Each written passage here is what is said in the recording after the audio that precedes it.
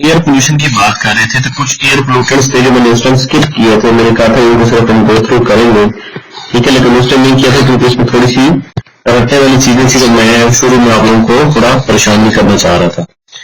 तो ये वो चीजें हैं जो आपको पता होनी चाहिए बेसिकली कि मेजर पोल्यूटर्स कौन कौन से, और इसमें से थोड़ी थोड़ी चीजें इनकी आपको डिटेल पता होनी चाहिए। इस तरह ये जिस तरह एक्सटेंसिव लिखा हुआ है ये पूरा याद रखने की जरूरत नहीं है, ठीक है। पहला पोल्यूटेंट है कार्बन मोनोऑक्साइड।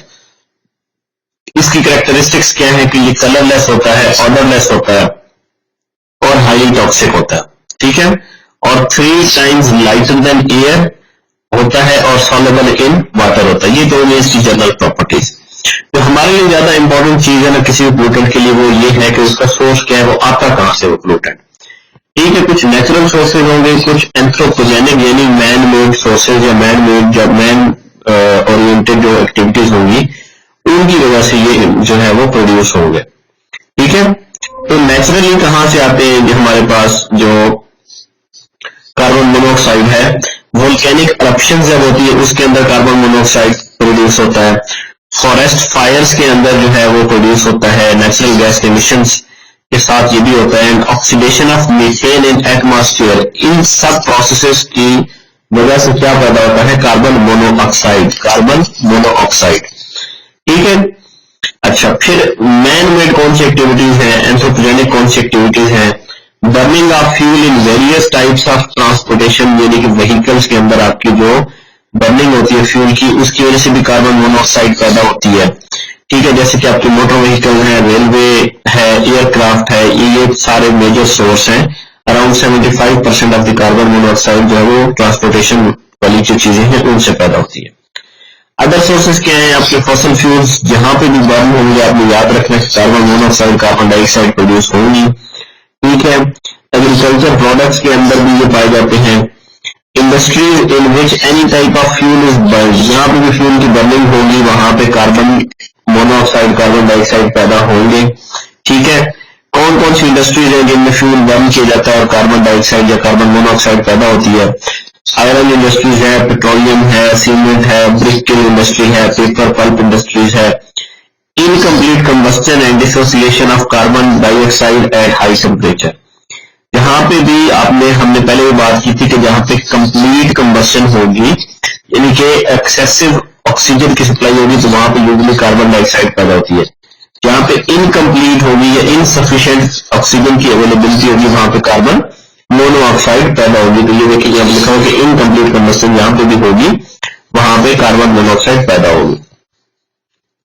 अब जो कार्बन मोनोऑक्साइड पैदा हो रही है इसके हार्मफुल इफेक्ट्स भी कुछ होंगे, इसीलिए तो इसको हम पोल्यूटेंट कह रहे हैं।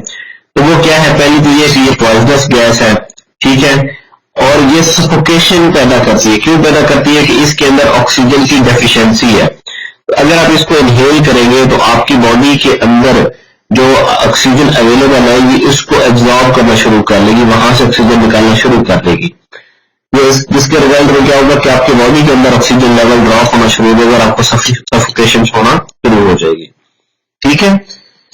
It binds blood haemoglobin more strongly than oxygen, that it removes oxygen from the normal respiration, ठीक है। नॉर्मल रेस्पिरेशन में जो ऑक्सीजन जा रही होती है, ठीक है, तो वो ये जो है उसको कंज्यूम करना शुरू कर देती है, ठीक है। अगर खुदा न खास्ता किसी बंदे ने ज्यादा इनटेक कर लिया कार्बन मोनोऑक्साइड की, पॉइजनिंग होगी उसको, तो आपने उसको फ्रेश ऑक्सीजन हाई प्रेशर के ऊपर उसको ज्यादा से ज्यादा देनी है ताकि उसकी बॉडी के अंदर ऑक्सीजन की कमी ना हो, ठीक है जी। अगर आपने high concentration of carbon monoxide inhale कर ली है तो उससे आपको हेडेक्स हो सकते हैं, फटीग हो सकती है, अनकॉन्शियस भी हो सकते हैं और डेथ भी हो सकती है उसी प्रोसेस की वजह से जो मैंने भी एक्सप्लेन किया कि आपकी बॉडी के अंदर ऑक्सीजन की कमी होना शुरू हो जाती है, ठीक है जी। इनमें से मेजर जो चीजें आपको बता रहा हूँ, छोटा छोटा आपको पता होना चाहिए कि कौन सा पोल्यूटेंट जो है वो कहां से आता है और उसके इफेक्ट्स क्या होते हैं, बस इससे ज्यादा याद रखने की जरूरत नहीं है।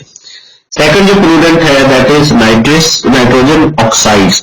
ये NOx यहाँ पे लिखा है, इट मीन्स ये नाइट्रिक ऑक्साइड, ठीक है, NO और नाइट्रोजन डाइऑक्साइड NO2 दोनों को रिप्रेजेंट कर रहा है इकट्ठा, ठीक है। ये यही बात लिखी हुई है। कहां से आते हैं ये नाइट्रोजन के oxides? Naturally bacterial action produces nitrogen oxides mainly NO, ठीक है। बैक्टीरियल एक्शन जमीन के अंदर जो नाइट्रोजन फिक्सिंग बैक्टीरिया हम इनको कहते हैं सकते हैं, फिर कुछ मैन मेड एक्टिविटीज हैं जिसकी वजह से ये प्रोड्यूस हो सकते हैं। कैसे? NOx are produce by combustion of coal, oil, natural gas and gasoline, ठीक है, और both are produce by oxidation of nitrogenous compounds present in fossil fuels, ठीक है।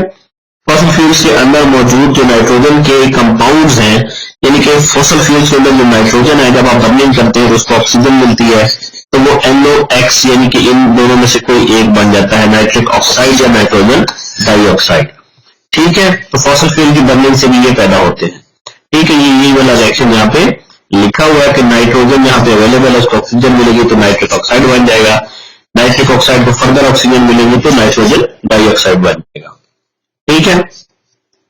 और इन ऑक्साइड का रेजिडेंस टाइम बहुत थोड़ा है, ये 3 से 4 दिन के लिए अवेलेबल रहते हैं, उसके बाद इनका जो है वो एग्जिस्टेंस उस अपनी इस ओरिजिनल शेप में बाकी नहीं रहती। अब हार्मफुल इफेक्ट्स क्या है इन नाइट्रिक ऑक्साइड्स के? Photochemical reactions convert NOx to HNO3, जो हमने एसिड रेन में पढ़ा था, nitric acid, which is carried down in either rainfall or as dust, this is called acid rain। यानी कि आपके जितने नाइट्रिक ऑक्साइड के एमिशंस ज्यादा होंगे उतने ही आपकी एसिड रेन के चांसेस ज्यादा होंगे, ठीक है। समझ आ रही है आप लोगों को? इसी से मिलता जुलता एक और जो हमारे पास पोल्यूटेंट है वो है सल्फर के ऑक्साइड्स। ये कहां से आते हैं? Sulphur dioxide usually volcanic eruption में निकलती है, ठीक है। It is also produced by the oxidation of sulphur containing gases produced by decomposition of organic matter. वही बोला कि ऑर्गेनिक मैटर डिकम्पोज होकर उनके अंदर सल्फर होती है, तो उनको ऑक्सीजन में मिलती है तो सल्फर के ऑक्साइड्स में कन्वर्ट हो जाते हैं। मैन मेड एक्टिविटीज कौन से हैं? वही फॉसिल फ्यूल्स या आपके जो जैसे कोल है, फॉसिल फ्यूल है, क्रूड ऑयल है, इनकी बर्निंग में जो है, इनकी बर्निंग से भी ये वाले ऑक्साइड्स बनेंगे। अब जो फॉसिल फ्यूल्स है उनके अंदर सल्फर कंटेंट भी होता है, तो सल्फर जब ऑक्सीजन उसको अवेलेबल मिलेगी तो SO2 में कन्वर्ट हो जाएगा, फर्दर उसको जो है वो ऑक्सीजन मिलती जाएगी या इसकी कंसंट्रेशन बढ़ती जाएगी तो वो एक नई शेप SO3 की फॉर्म में भी कन्वर्ट हो सकता है। तो मेजर सोर्स क्या है कि जो आपके फॉसिल फ्यूल्स हैं उसके अंदर ये पाया जाता है, ठीक है। हार्मफुल इफेक्ट्स क्या हैं? एक तो पंजेंट ऑर्डर होता है और वेरी इरिटेटिंग एंड सफोकेटिंग होती है, ठीक है। They form sulphate aerosols in atmosphere through various reaction which cause severe respiratory troubles particularly among older people, ठीक है। ये पार्टिकुलर मैटर में सल्फेट एरोसोल्स की फॉर्म में पाए जाते हैं, छोटे छोटे आप समझ लेके पार्टिकल्स की फॉर्म में होते हैं, और वो उनको आप जैसे इनहेल करेंगे तो आपका रेस्पिरेटरी ट्रैक्ट जो है उसके अंदर ये जमा होना शुरू हो जाएंगे और आपको रेस्पिरेटरी इश्यूज आना शुरू हो जाएंगे, ठीक है। SO2 जो है हमने तब भी पढ़ा था कि SO2 जो है जब उसको वाटर अवेलेबल हो जाता है तो ये H2SO4 बन जाता है, विच इज सल्फ्यूरिक एसिड। तो ये एसिड रेन का भी मेजर काज है, ये वाले जो सल्फर के ऑक्साइड्स है। समझ आ रही है ना आप लोगों को?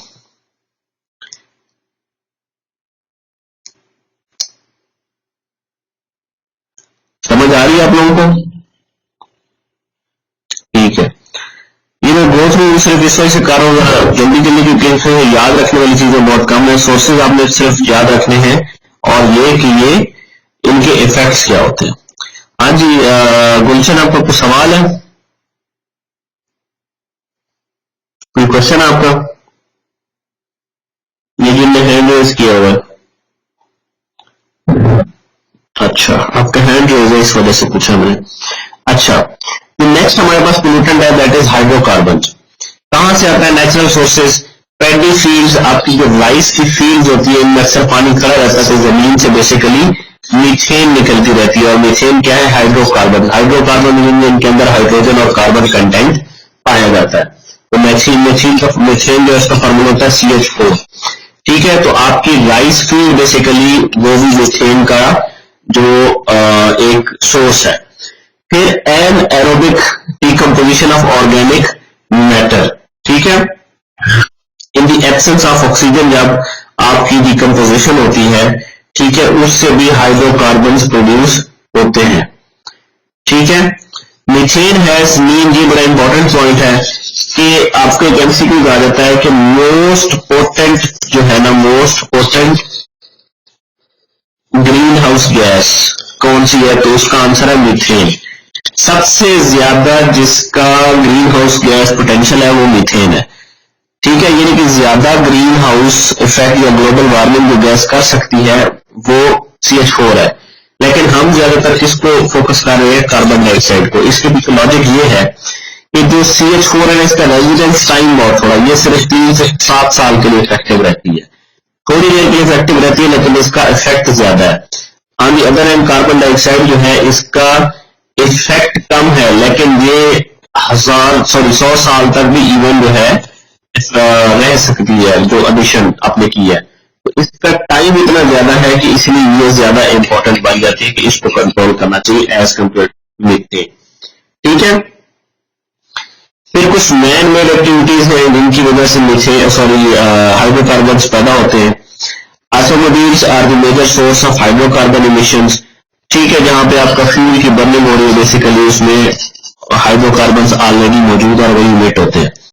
अच्छा, कौन कौन से, जैसे आपके पेट्रोलियम है, कोल है, वुड आप बर्न कर रहे हैं, इंसिनरेटर्स हैं, ये भी वेस्ट डिस्पोजल के लिए यूज किए जाते हैं कि वेस्ट को बहुत हाई टेम्परेचर के ऊपर बर्न किया जाता है, तो उसमें भी यही हाइड्रोकार्बन पैदा होते हैं। Refuse burning also produce hydrocarbon, यानी कि जो आपने चीजें ऐसे जाया करने के लिए आप उनको चला रहे हो, उससे भी हाइड्रोकार्बन पैदा होते हैं। क्लियर है? तो ये सारे सोर्सेज हैं जिनके थ्रू हाइड्रोकार्बन्स पैदा होते हैं।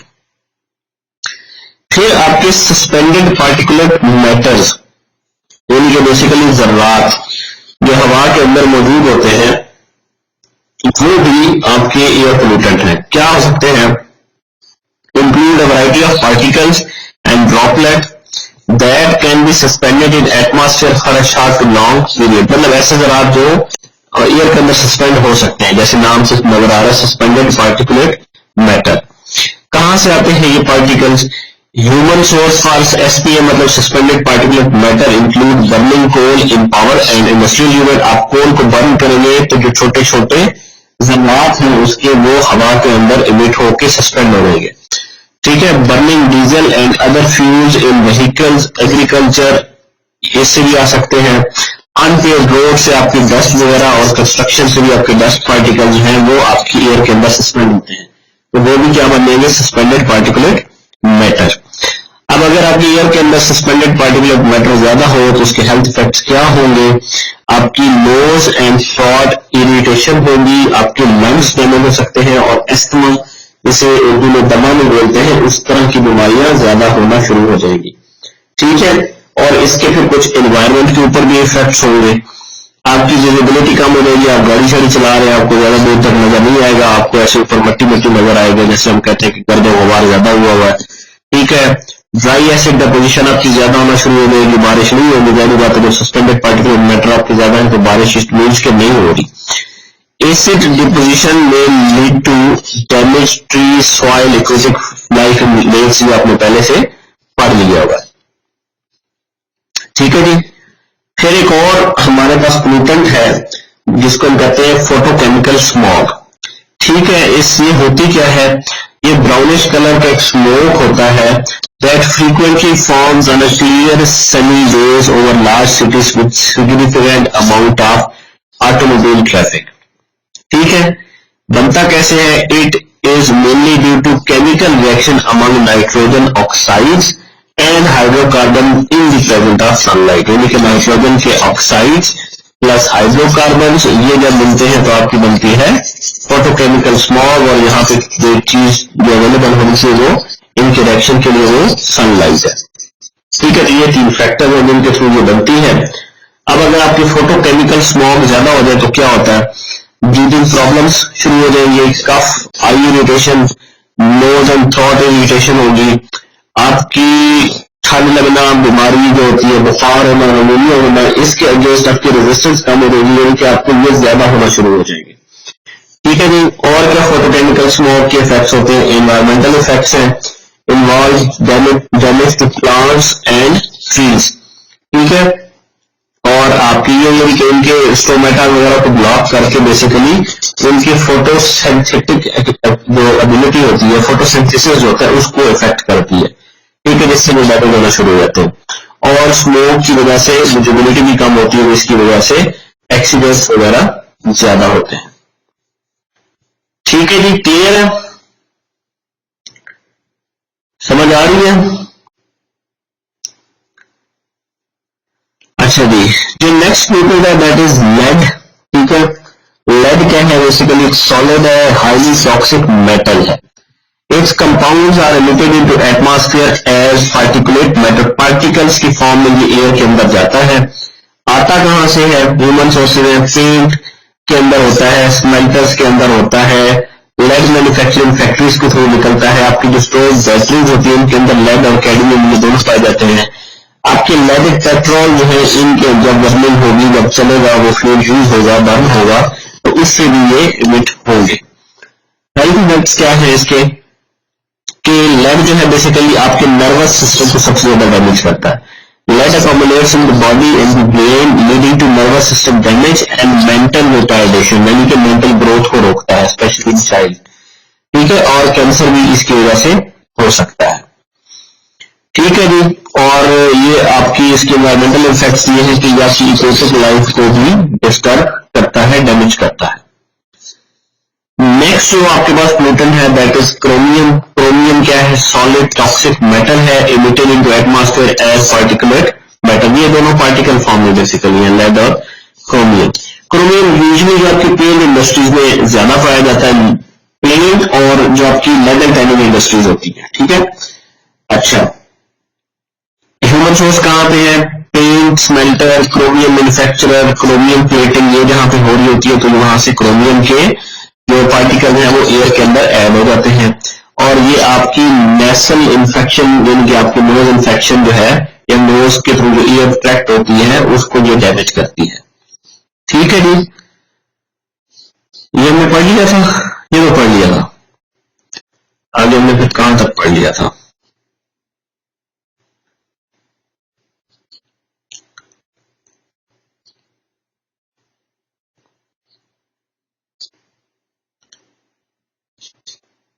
आज हमने ये पढ़ना है, मॉन्ट्रियल प्रोटोकॉल, ठीक है। आगे चलें।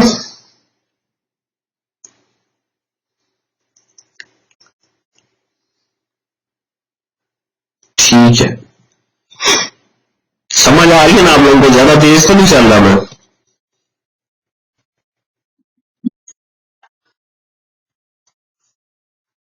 वो तेज उसमें मैं थोड़ा सा चल रहा था, लेकिन अभी तेज नहीं हुआ, तो उसमें ज्यादातर रीडिंग वाली चीजें, इसीलिए मैंने थोड़ा सा आप लोगों को बताया था कि उसको बस पोस्ट करा रहा हूँ एक किस्म का। अभी ये चीजें समझने वाली उनको हम इजी इंशाल्लाह पढ़ेंगे। अच्छा, इससे पहले हमने पढ़ा था, जो टॉपिक था वो था ओजोन की डिप्लीशन, ठीक है। फिर हमने पढ़ा था कि ओजोन डिप्लीशन कैसे होती है, कैसे जो है वो डिटेक्ट हुई, ओजोन होल क्या होता है। अब ये उसमें क्या जो है वो स्टेप्स लिए हैं ओजोन को, ओजोन की डिप्लीशन को रोकने के लिए, या ओजोन की लेयर को जो रिस्टोर करने के लिए, ठीक है। तो इसमें ये सबसे इंपॉर्टेंट एक चीज है दैट इज मॉन्ट्रियल प्रोटोकॉल। ये बहुत इंपॉर्टेंट है, ये 5 नंबर का भी सवाल आ सकता है और इवन 10 नंबर का भी सवाल आ सकता है, ठीक है। अच्छा, मॉन्ट्रियल प्रोटोकॉल बेसिकली है क्या? जब भी लफ्ज आपने प्रोटोकॉल देखना तो आपने एक बात याद रखनी है कि protocol is always followed by a convention, sorry, protocol is always, क्या कहेंगे कि हम इसको, this follows a convention basically, ठीक है। कि इससे पहले कन्वेंशन होगी और उसके बाद प्रोटोकॉल होगा। जो भी प्रोटोकॉल होता है वो किसी कन्वेंशन के अंडर हुआ होता है, पहले कन्वेंशन होगी फिर प्रोटोकॉल पास होगा, ठीक है। अब क्या है इसकी definition? A global agreement to protect the stratosphere ozone level by phasing out production and consumption of ozone depleting substances. मतलब क्या है इसका? मतलब ये है कि एक ऐसा एग्रीमेंट था जिसमें उन्होंने ये तहैया किया था कि जो चीजें ओजोन को डिप्लीट करती हैं, ना सिर्फ हम उसकी प्रोडक्शन को आहिस्ता आहिस्ता फेज आउट करेंगे, आहिस्ता आहिस्ता कम करेंगे, प्रोडक्शन को भी कम करेंगे और उसके यूज को भी कम करेंगे, ठीक है।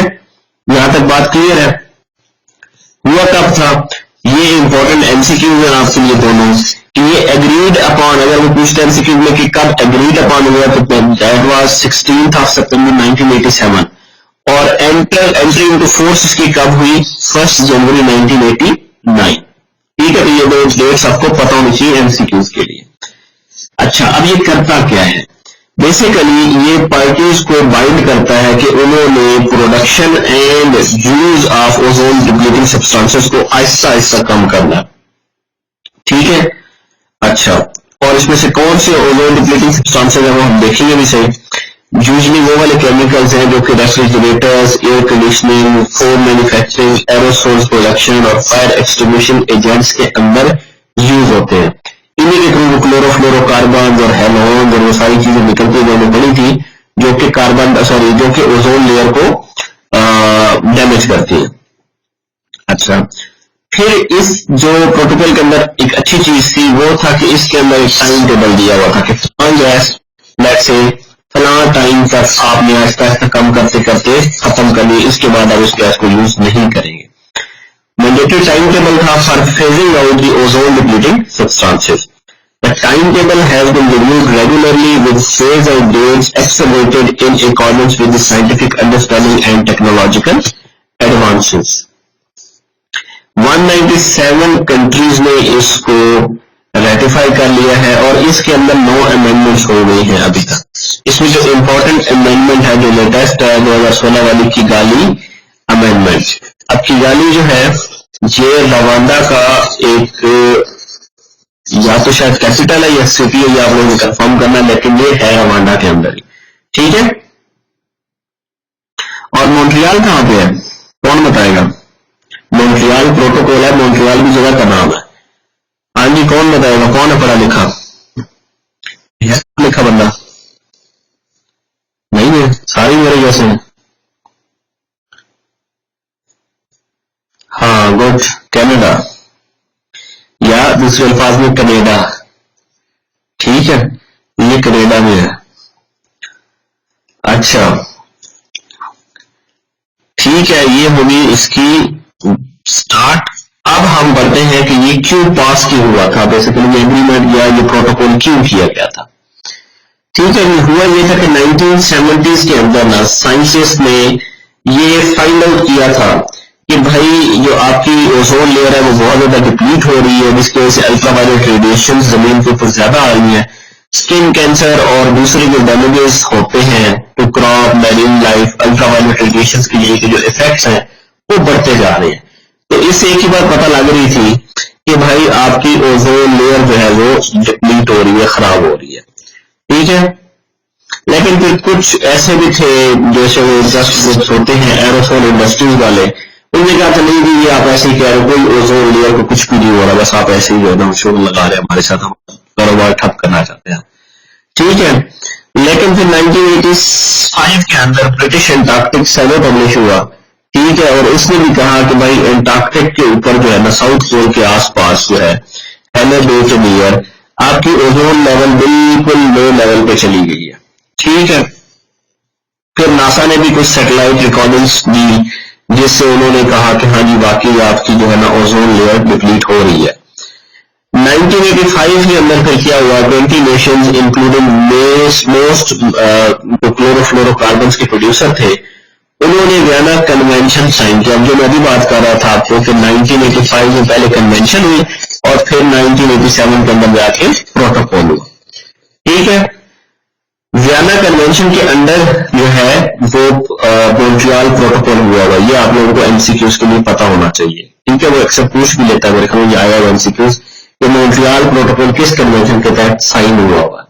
इसी तरह हम एक और पढ़ेंगे क्योटो प्रोटोकॉल, उसका मैं तब बनाऊंगा कि वो United nation framework convention for climate change 1992 की मेरे ख्याल में उसके अंदर हुआ होगा।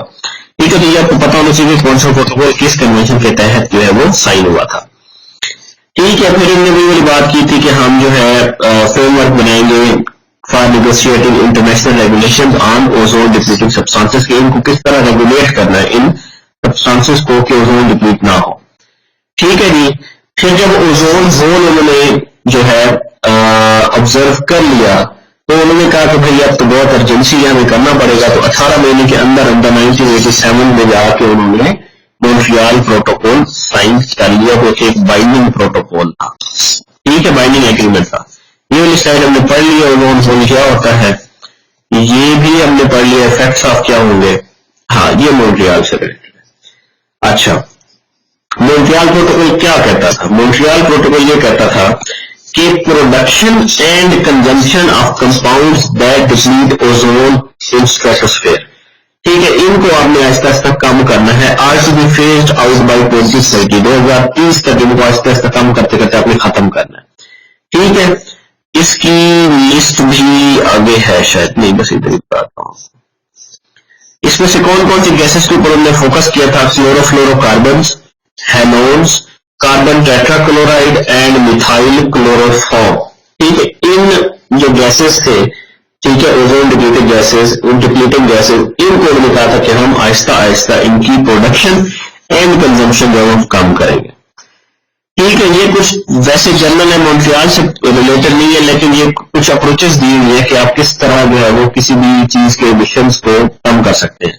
आप उसकी प्रोडक्शन को कंट्रोल कर लें, प्रोडक्शन कम कर लें, या उसकी कंजम्पशन को कंट्रोल कर लें कि जो बन भी गई है उसको आप यूज न करने दें। फिर उसकी ट्रेड, इंपोर्ट, एक्सपोर्ट के ऊपर कंट्रोल्स लगा दें, ठीक है। फिर आप ओजोन फ्रेंडली टेक्नोलॉजीज लेके, यानी कि आप वही वाली, मतलब नेक्स्ट आपने रेफ्रिजरेटर आपको चाहिए ही चाहिए, तब एक ऐसी टेक्नोलॉजी वाला रेफ्रिजरेटर लेके आए जो कि ओजोन को इफेक्ट ना करे, ठीक है। तो जो है आप ओजोन फ्रेंडली टेक्नोलॉजी लेके आए और लोगों की ट्रेनिंग एंड कैपेसिटी बिल्डिंग करें कि वो मतलब उन गैसेस को हैंडल कर सके जो कि आपकी ओजोन डिप्लीटिंग सब्सटेंसेस हैं, कि वो यूज भी अगर हो रही है तो उसका इफेक्ट कम से कम हो, ठीक है। अब ये वाला जो टेबल है ये आप लोगों के लिए इंपॉर्टेंट है। इसमें जो हमने याद रखनी है वो बेसिकली ये गैसेस आपको पता होना चाहिए कौन कौन सी गैसेस इसके अंदर इन्वॉल्व हैं, ठीक है। और इसमें आप बस एक या दो गैस का जो है आप वो टाइम पीरियड याद रख लें, ठीक है। अब इसमें जो तीन चीजें जो है वो वर्थ ऑब्जर्विंग है, वो क्या है कि इसके अंदर आपको दो कैटेगरीज नजर आ रही है, डेवलप कंट्रीज और डेवलपिंग कंट्रीज। इट मीन्स कि कोई भी गैस जो है उसके लिए उन्होंने कैटेगराइज कर लिया, लेट्स से क्लोरोफ्लोरोकार्बन है, उन्होंने कहा कि अभी 1987 में ये बात हो रही है, आपने ये बात याद रखनी है, ठीक है। मॉन्ट्रियल प्रोटोकॉल साइन करते हैं, उन्होंने कहा कि जो डेवलप कंट्रीज है वो क्लोरोफ्लोरोकार्बन वाली जो गैसेज हैं वो 1987 से लेकर 1995 तक यूज कर सकते हैं, लेकिन 1995 के बाद कोई डेवलप कंट्री क्लोरोफ्लोरोकार्बन के एमिशन नहीं करेगी, यूज नहीं करेगी।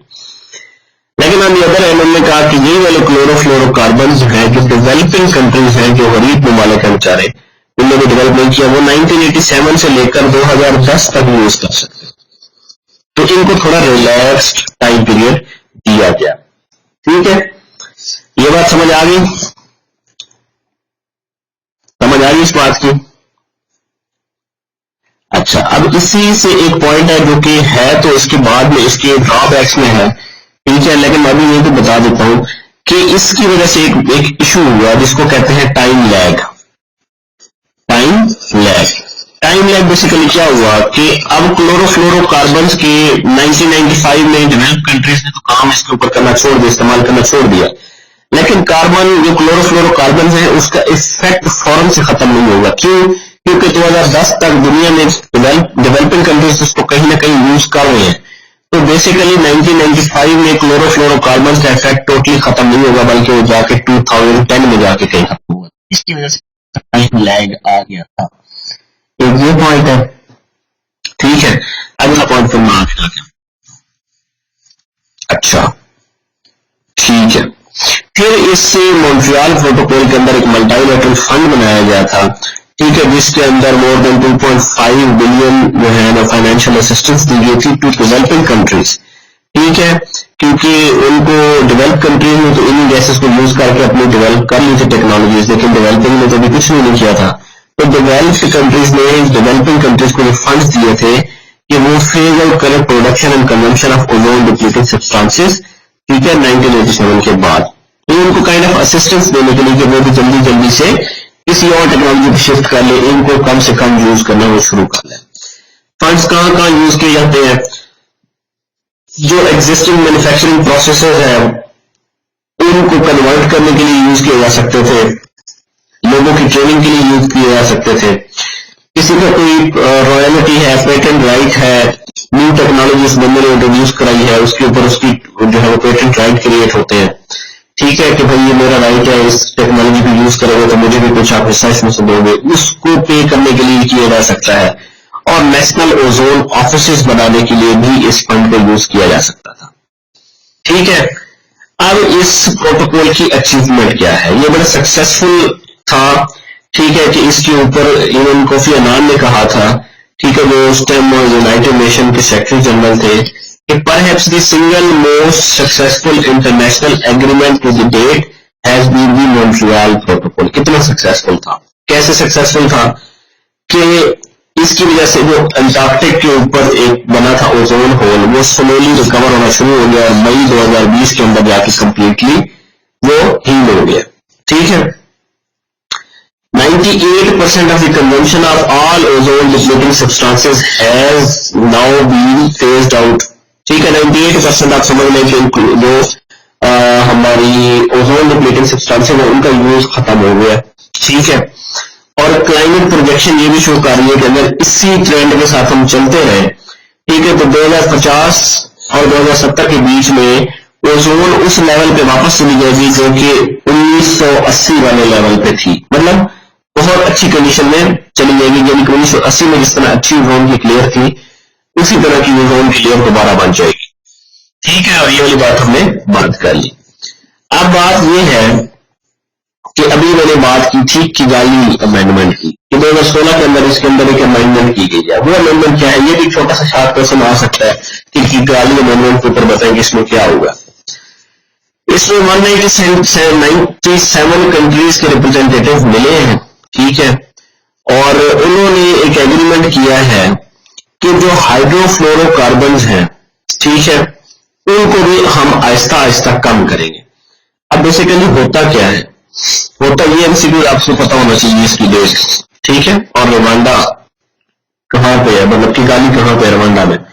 अच्छा, होता क्या है बेसिकली कि जब की ओजोन डिप्लीटिंग सब्सटेंसेस है ना, तो बड़ी जो कंट्रीज हैं, जैसे कि जब उन्होंने कम करनी थी उनके यूज को, अब हाइड्रोफ्लोरोकार्बन्स कौन सी हैं, सॉरी अपना ओजोन डिप्लीटिंग सब्सटेंसेस कौन सी हैं, हाइड्रोक्लोरोफ्लोरोकार्बन्स, क्लोरोफ्लोरोकार्बन्स। उन्होंने कहा कि इनको हम यूज नहीं करते, इसके अल्टरनेट के तौर पे उन्होंने कहा कि हाइड्रोफ्लोरोकार्बन एक चीज है जो कि काम भी वही वाला करती है और ओजोन को भी उससे कम डिस्टर्ब करती है। तो उन्होंने कहा कि हम इन गैसेस को छोड़ के इन गैसेस को यूज करेंगे, हाइड्रोफ्लोरोकार्बन।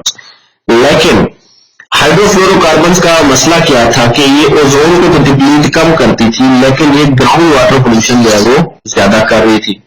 ठीक है, तो इसके ऊपर फिर जो किगाली अमेंडमेंट थी उसमें हमने बात की कि भाई आप हाइड्रोफ्लोरोकार्बन्स जो एज रिप्लेसमेंट यूज कर रहे हैं, इनको भी आप आहिस्ता आहिस्ता फेज आउट करके इनको भी खत्म कर ले यूज करना, क्योंकि ग्राउंड वाटर अब पोल्यूट हो रहा है। ठीक है जी, तो अच्छा ठीक है। The meeting of the parties agreed to an international phase down of 87% of the hydrofluorocarbons की इसका 85% तक जो है, 87 बोला भी है शायद मैंने, 85% तक जो है इनको यूज को हम कम करेंगे। ठीक है जी, और अगर ग्लोबल फेज डाउन हमने कर लिया इसका हाइड्रोफ्लोरो इमिशंस का, तो अराउंड आप समझ लें कि 72 billion ton of carbon dioxide के इक्विवेलेंट जो है हाइड्रोफ्लोरोकार्बन्स जो है वो यूज होने से बच जाएंगे। ठीक है, ये थी बेसिकली किगाली अमेंडमेंट। अब एक दो इसकी स्लाइड्स में और हैं अभी। हाँ, अब ये इतना सक्सेसफुल क्यों हुआ ये प्रोटोकॉल? पहली चीज की फ्लेक्सिबिलिटी, इसके अंदर अमेंडमेंट्स की गुंजाइश रखी गई थी। जैसे हमने देखा कि अब 2016 में एक अमेंडमेंट हुई है, तो इस अमेंडमेंट की वजह से ये फ्लेक्सिबल था और इसीलिए ये ज्यादा बेहतर भी रहा है। अमेंडमेंट्स इसके अंदर होती रही, each of these amendments build upon the success and try to rectify the failure of the past. एक ये इसकी सक्सेस का राज था। दूसरा ये था कि इंटरनेशनल कोऑपरेशन, साइंटिफिक कोऑपरेशन थी, जैसे नासा ने बता दिया था, एंड कंसेंसस था बड़ी बड़ी कंट्रीज का, 197 कंट्रीज ने ज्वाइन कर लिया था कि हम वाकई इस काम को करने की जरूरत है। इंटरनेशनल कोऑपरेशन और इंटरनेशनल कंसेंसस भी इसकी रीजन थी। फिर बड़ी बड़ी मल्टीलेटरल इंस्टीट्यूशन भी इसमें आके मिल गई, United Nation Environmental Programme, United Nation Development Programme, World Bank, European Union, ये सारे इकट्ठे हुए थे, तो इसीलिए ये सक्सेसफुल हो गया। फिर एक जो इम्पोर्टेंट पॉइंट है उसमें है वो कॉमन बट डिफरेंशिएटेड रिस्पॉन्सिबिलिटी। ये क्या कंसेप्ट है कि कॉमन से मुराद ये है कि उन्होंने कहा कि इस प्रोटोकॉल के अंदर इस बात को एक्सेप्ट किया गया कि भाई ये सबकी रिस्पॉन्सिबिलिटी है, चाहे दोनों की जिम्मेदारी है। लेकिन डिफरेंशियल से क्या हो रहा था, डिफरेंशियल से मुराद ये था कि उन्होंने कहा कि भाई रिस्पॉन्सिबिलिटी तो सबकी है, लेकिन सबकी रिस्पॉन्सिबिलिटी बराबर नहीं है। जो डेवलप्ड कंट्रीज है ना, डेवलप्ड जो अमीर हो गई है, इनकी रिस्पॉन्सिबिलिटी ज्यादा है और इनकी रिस्पॉन्सिबिलिटी कम है। इसीलिए आपने देखा था कि इनको टाइम एक गैस के लिए दिया गया था 1985 और इनको किया गया था 2010। इसकी वजह से भी इसकी सक्सेस हुई थी कि डेवलपिंग कंट्रीज ने कहा था कि हाँ बिल्कुल ये ठीक बात कर रहे हैं कि भाई हमें ये थोड़ा रिस्पॉन्सिबिलिटी हमारे पे कम डाल रहे। तो ये कॉमन बट डिफरेंशियल रिस्पॉन्सिबिलिटी वो कंसेप्ट है कि सबकी रिस्पॉन्सिबिलिटी है लेकिन सबकी डिफरेंट रिस्पॉन्सिबिलिटी है। फिर इसके अंदर टारगेट्स और टाइम टेबल गिवन थे, ठीक है, और इसके अंदर ये सबसे अच्छी बात थी वो ये थी कि पैसे भी वो डिप्लॉयड थे, वो भी अवेलेबल थे, तो इस वजह से ये सक्सेसफुल हो गया। लेकिन इसके अंदर कुछ अभी चैलेंजेस बाकी हैं, ठीक है, जैसे कि हमने बात की कि हाइड्रोफ्लोरोकार्बन्स पे अभी हम आ गए हैं, फ्लोरोफ्लोरोकार्बन्स को छोड़ के हाइड्रोफ्लोरोकार्बन्स पे आ गए हैं। लेकिन अभी जो फाइनल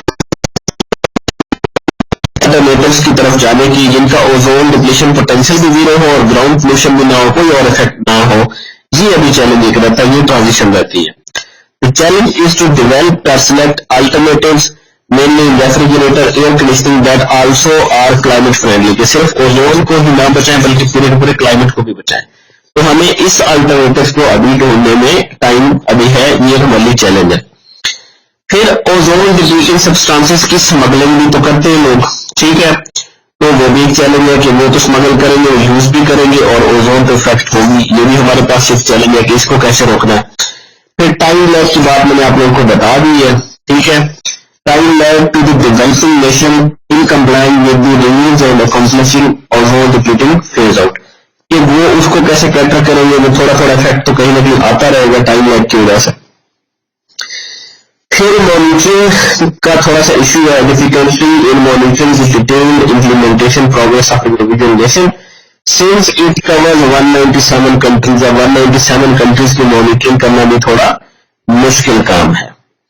लेकिन जैसे वो कहते हैं कि रोज पेटल ना होता तो क्या होता, तो ये भी स्लाइड नहीं कह रही है कि मॉन्ट्रियल ना होता तो क्या होता, ठीक है, तो मॉन्ट्रियल ना होता तो क्या होता कि ओजोन डिप्लीशन जो है वो आपकी 50% आपकी नॉर्थर्न जो हेमिस्फीयर है उसकी 50% तक ओजोन डिप्लीट हो गई होती, और आपके जो सदर्न हेमिस्फीयर है, सदर्न हेमिस्फीयर नॉर्दर्न हेमिस्फीयर से मुराद है कि आपका जमीन जो हाथ ऊपर वाला नॉर्दर्न और ये सदर्न, ठीक है, तो ऊपर 50% तक ओजोन डिप्लीट होगी, नीचे वाली साइड पे 70% तक हो गई होती, ठीक है, और जब डिप्लीट होती तो अल्ट्रावायलेट रेडिएशंस भी ज्यादा होती, वो डबल हो गई होती अभी तक, और उनकी वजह से क्या होता कि तकरीबन 19 million more non melanoma cancer हो जाते लोगों को, 1.5 million more cases of melanoma cancer हो जाती, और 150 मोर आई कैटरैक्ट्स के केसेस आपके पास ज्यादा आ जाते, ठीक है जी। ये एक जनरल सी स्लाइड है, इसको आप देख लें कि आपने किस तरह क्वेश्चन को ब्रेक डाउन करना है, ठीक है, कि अगर आपके पास इंट्रोडक्शन है, ठीक है, उसको आपने 1/2.25 पेज यानी कि चौथा हिस्से पे लिख लेना पेज के, ठीक है, ये वैसे जर्नल है, इसको स्ट्रिक्टली बेशक फॉलो ना करें, ठीक है। तो क्वेश्चन जो है असल में मेन बात जो है वो ये है कि जब भी कोई भी क्वेश्चन पूछा है तो उसमें उसके पार्ट्स बनाए हुए उसने, जैसे कि अभी मॉन्ट्रियल प्रोटोकॉल का क्वेश्चन आता है कि व्हाट इज मॉन्ट्रियल प्रोटोकॉल, ठीक है, how it has helped ozone जो है protecting ozone layers, what are its loopholes, ठीक है, अगर इसमें 3 चीजें इसमें पूछे कि है क्या चीज ये, इसने काम कैसे किया है और इसके इश्यूज क्या है, तो ये तीनों जब आप एडजस्ट कर लेंगे, चाहे वो आधे पेज पे कर लें, चाहे वो 2 पेजेस पे कर लें, चाहे 5 पेजेस पे कर लें, तो आपका आंसर तब कंप्लीट होगा। ठीक है, तो इसको आपने फॉलो नहीं करना। ठीक है, मेरे ख्याल में आज के लिए काफी है, हम फिर कल यहां से आगे शुरू करते हैं। ये पढ़ना है तो अभी हम पढ़ लेते हैं जैसे आप लोग कहेंगे।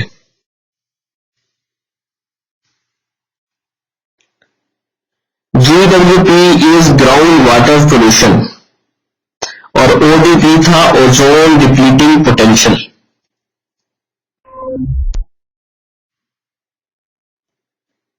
हाँ जी, आज के लिए इतना काफी है, आगे पढ़ना है। टाइम मैं समझाता हूँ, लेकिन पहले मुझे आगे का बताते हैं कि मुझे पढ़ना है या बस।